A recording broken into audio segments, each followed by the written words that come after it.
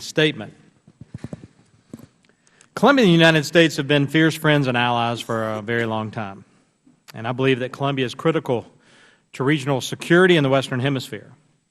The leadership demonstrated by President Santos and former President Uribe have helped to shape Colombia into a model for the region. Today, Colombia stands as a strong democracy, economic and financial powerhouse, and a leader in training other countries' police and military forces in the region. We have a free trade agreement with Colombia that shows every sign of benefiting both countries, and Colombia has been a leader in creating the Pacific Alliance to further the economies of the free trading bloc of countries in the hemisphere. In particular, South Carolina National Guard, Colombia military have been working together since 2012 in the State Partnership Program to develop ties and partner capacity and build regional stability.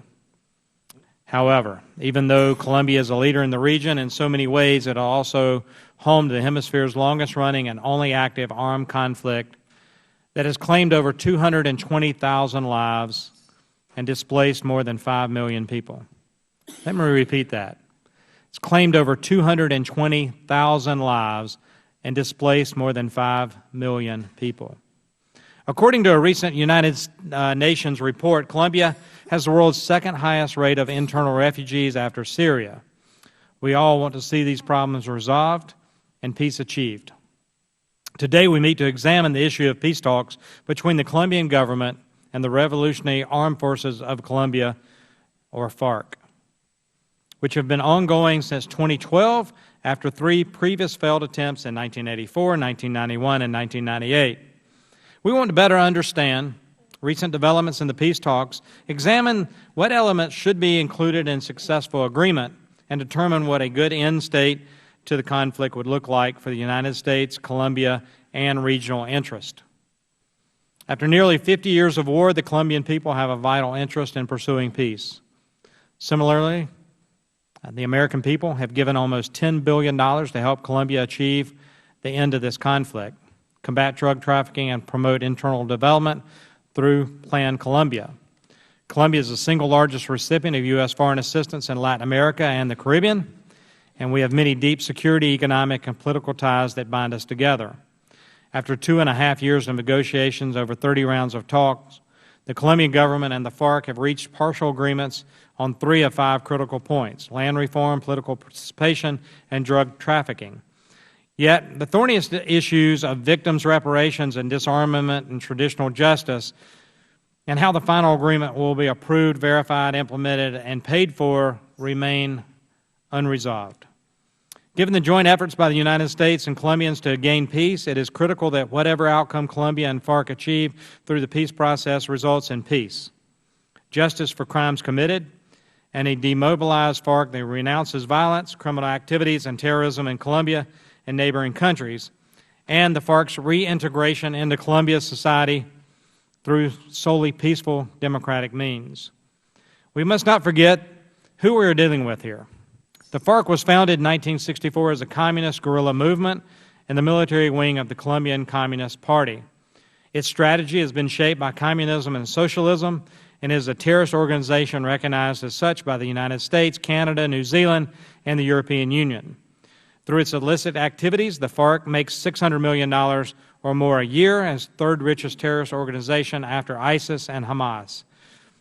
It also maintains relations with human rights abusers in the governments of Venezuela, Ecuador, and Cuba, terrorist organizations like Hezbollah, and criminal organizations involved in the drug trade. Lest we forget, although Cuba has been harboring FARC terrorists who have taken refuge in Havana, the Obama administration dropped Cuba's terrorist designation earlier this year.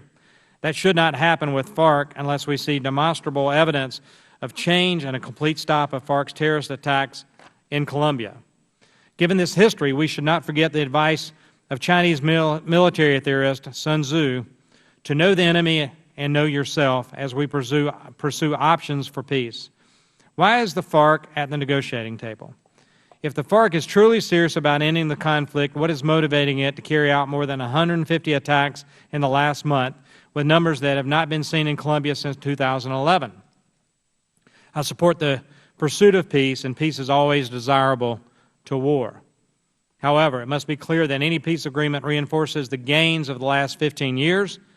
If this peace deal is not a good deal and ends up throwing away many of the achievements the U.S. and Colombians have fought for, we may all have a greater problem on our hands.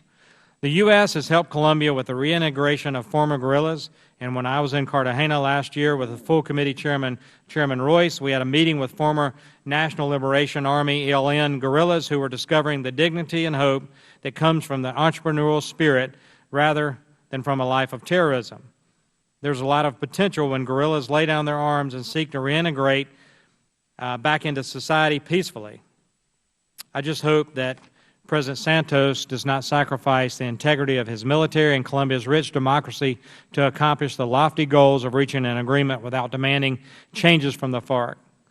Let's not make the same mistake in Colombia that we've seem to be making with the Iranian nuclear talks. We must make sure that a Colombian peace deal is a good deal.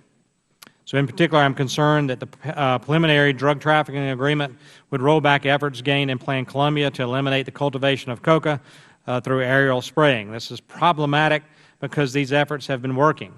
According to the United Nations Office on Drugs and Crime, coca fields in Colombia have fallen more than 345,000 acres in 2001 to about 118,000 acres by the end of 2013.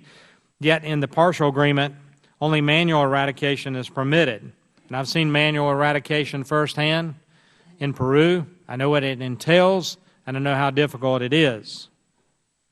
The Colombian government has also has to negotiate eradication with local communities after providing a series of welfare benefits.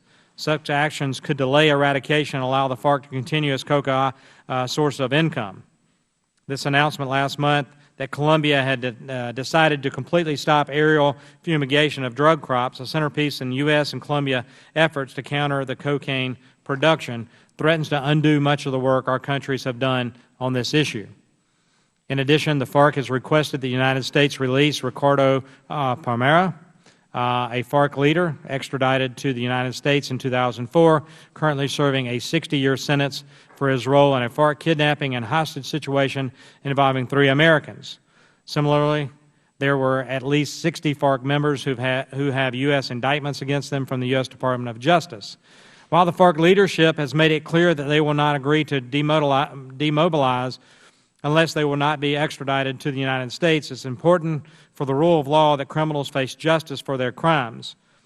There are 2 cases in particular that deserve review. The United States has requested the extradition of FARC leaders Rodrigo Perez Alzate, Eduardo Cabrera El Curo is his name, for drug trafficking. As of March, Colombia has decided not to extradite these individuals to the United States to face justice. I strongly urge Colombia to reconsider. I strongly urge the Obama administration to maintain a firm focus on upholding the rule of law. So in conclusion, my message to our Colombian friends is this: we stand with you in your pursuit of peace, but do not give up the military successes we have achieved together at the negotiating table. Colombia's history is full of attempted peace settlements that set up the next war. Let's make sure that this time is different, that we do not repeat the same mistakes of the past.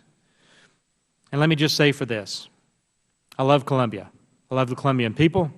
I want peace for Colombia, and I hope that there is success at the negotiating table with FARC.